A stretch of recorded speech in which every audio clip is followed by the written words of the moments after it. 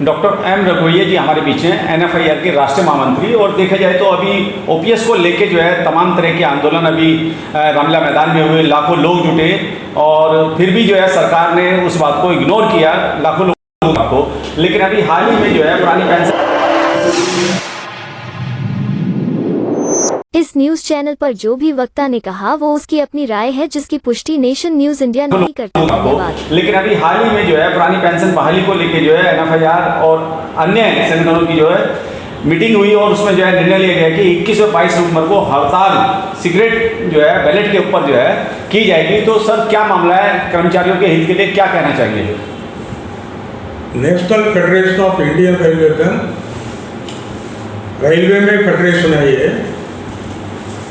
ये public sector undertaking में है, वही कारण से ID एक्ट फॉलो करना पड़ेगा।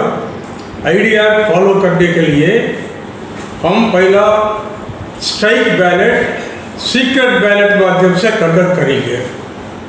OPS रिस्टोर कराने का इश्यू पे 13 लाख रेल कर्मचारियों का ओपिनियन सीक्रेट बैलेट माध्यम से हड़ताल पे जाने के लिए ये बैलेट कंडक्ट करेंगे नवंबर 21, 22, 23, 2023 में। जब कर्मचारियों का मैंडेट मिलेगी उसके बाद में सेंट्रल ट्रेड यूनियंस को भी इन्वॉल्व करके हम हड़ताल का तारीख फैसला करेंगे। ये सिंगल पॉइंट डिमांड रहेगी, पुराना पेंशन स्कीम को रिस्टोर करना। ये डिमांड पे हड़ताल नोटिस स्ट्राइक बैलेट के बाद में हम तारीख फिक्स करके इश्यू करेंगे।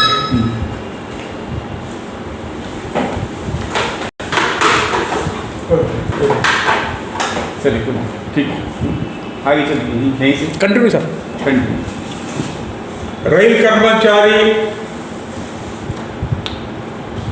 डिफेंस में काम करने वाले सैनिक जो काम करता वही क्रम में काम करते बोल के 2 रेल मंत्री भारत सरकार को लिखित पूर्वक कम्युनिकेशन भेजे। मल्लिकार्जुन खड़गे जी, सुरेश प्रभु जी दिए। वो बेसिस रेलवेज में नया पेंशन स्कीम को विथड्रॉ करके पुराना पेंशन स्कीम को रिस्टोर करना पड़ेगा। इस पर हम कॉम्प्रोमाइज नहीं करेंगे। जब रिटायरमेंट टाइम पे कर्मचारी का तनख्वाह में आधा तनख्वाह गारंटीड पेंशन मिलना चाहिए और महंगाई भत्ता हर 6 महीने एक दफा मिलना चाहिए।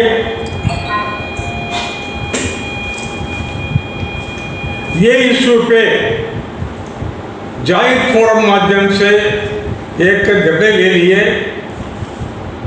नवंबर 21 तारीख से 24 तारीख ये पीरियड में स्ट्राइक बैलेट कंडक्ट करने के लिए स्ट्राइक बैलेट कंडक्ट करना पड़ेगा। दूसरा अल्टरनेटिव है इंडस्ट्रियल डिस्प्यूट्स एक्ट का प्रोविजन फॉलो करते हुए हम हड़ताल का डिसीजन फाइनल करना पड़ेगा। स्ट्राइक बैलेट के बाद में तारीख फिक्स करेंगे जॉइंटली। उसके बाद में अनिश्चितकालीन हड़ताल हो सकती जब सरकार नहीं मानेगी, पुराना पेंशन की रिस्टोर नहीं करेगी, रेलवेज में हड़ताल होगी। दूसरी इश्यू है भारत सरकार ने 4% महंगाई भत्ता दे दी। जुलाई 23 से वो इम्प्लीमेंट होगी, लेकिन 18 महीना जो DA कर दिया जनवरी 20 से जून 20 वो फ्रोजन DA कर्मचारियों को आज तक नहीं मिली। पेंशनर्स को भी डियरनेस रिलीफ नहीं मिली। NFIR की डिमांड है वो भी दिवाली से पहला वो फ्रोजन DA एवं DRB आप रिलीज करिए। कर्मचारी को पेमेंट करना पड़ेगा। DA फार्मूला आप उल्लंघन नहीं कर सकते। ये DA फार्मूला पार्लियामेंट पे अप्रूवल हो गई। ये सरकार रिलीज करके जो फ्रोजन DA DR जल्दी से रिलीज करके पेमेंट कराना का हमारा डिमांड है। सर देखा जाए 10 तारीख को रामलीला मैदान में लाखों लोगों की भीड़ जमा हुई और सरकार पे दबाव बनाने की कोशिश करी पुरानी पेंशन को लेके, क्या उसका कुछ असर अभी तक सरकार पे नहीं हुआ जो हड़ताल की तरफ जाना पड़ा? अभी जो पेंशन रिव्यू कमेटी के सामने ये इश्यू है, भारत सरकार 6 तारीख अप्रैल पेंशन रिव्यू कमेटी को कॉन्स्टिट्यूट की, फेडरेशन को बुलाई, मई 9 तारीख जून, फिर 5 तारीख जुलाई ये पुराना पेंशन स्कीम रिस्टोर कराने के इश्यू पे विस्तार रूप में दिए और फाइनेंशियल इम्प्लीकेशन भी मैनेज करने के लिए सलाह भी दिए। वो पेंशन रिव्यू कमेटी का रिपोर्ट अभी नहीं आई, हम वेट करेंगे, अभी नवंबर तक टाइम है। सीक्रेट बैलेट इलेक्शन के बाद में, स्ट्राइक बैलेट के बाद में, जब सरकार दिसंबर लास्ट तक सरकार एक फाइनल डिसीजन नहीं लेगी पुराना पेंशन स्कीम रिस्टोर करने के लिए, जब हड़ताल करने का तारीख जॉइंटली हम फैसला करेंगे। क्या लगता है जिस तरीके से 2024 का चुनाव सर पे है बिल्कुल एकदम, कहीं सरकार की मंशा ऐसा तो नहीं कि चुनाव के मद्देनजर जो है चुनाव के नज़दीक ही वो ओपीएस की घोषणा करे? अभी देखना बहुत स्टेट्स में तो पुराना पेंशन स्कीम रिस्टोर कर दिया, सरकार को भगवान सद्बुद्धि दे, सरकार तो रियलाइज करना पड़ेगा। अभी मध्य प्रदेश का इलेक्शन मैनिफेस्टो में भी पुराना पेंशन रिस्टोर करने का गारंटी दिया, मैनिफेस्टो में दिया। ये सरकार भी सोच रहा है, लेकिन हम ये सरकार को ट्रस्ट नहीं कर सकते। कारण क्या है, आज तक रिस्पांस रहे, वही कारण से हमारा तैयारी हम करना पड़ेगा।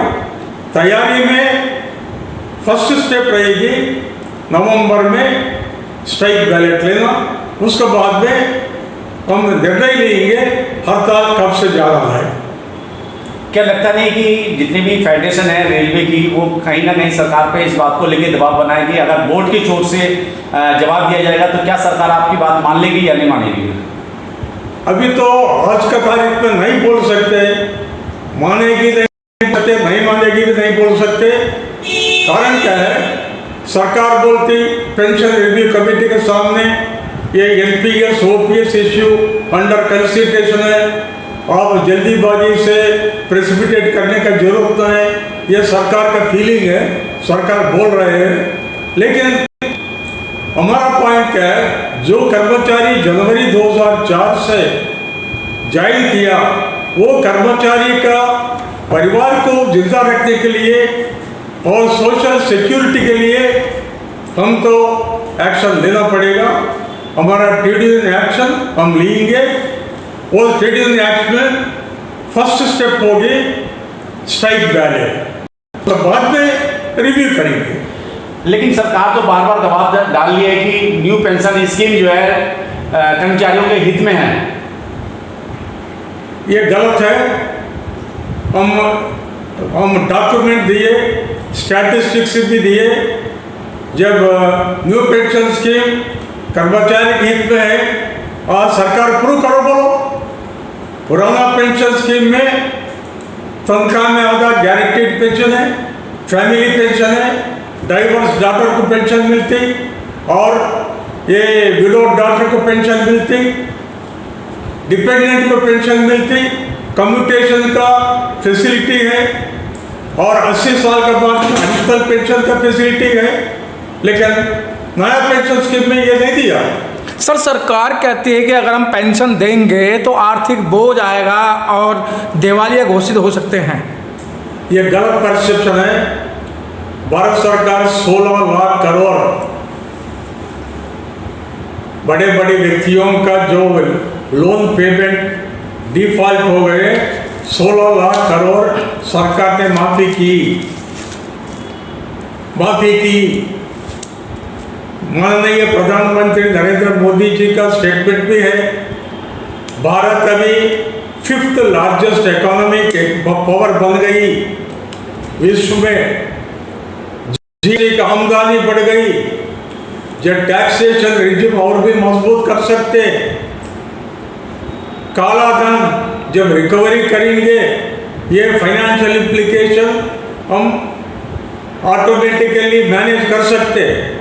उदाहरण भारतीय रेलवे, हम सब्सिडाइज्ड रेट पे आज अनाज, फूड ग्रेन पूरा नॉर्थ ईस्टर्न स्टेट का रवाना करते। भारतीय रेल को जो मिलना था 60,000 करोड़ रुपया सालाना, वो पैसा नहीं मिलती। ये कंपनसेशन सरकार देना पड़ेगा। जब ये पैसा वसूल करेंगे, पेंशन का कमिटमेंट का समस्या नहीं रहेगी। सर, क्या कारण है कि जो कर्मचारी 35 और 40 साल नौकरी करते हैं उनकी पेंशन नहीं है?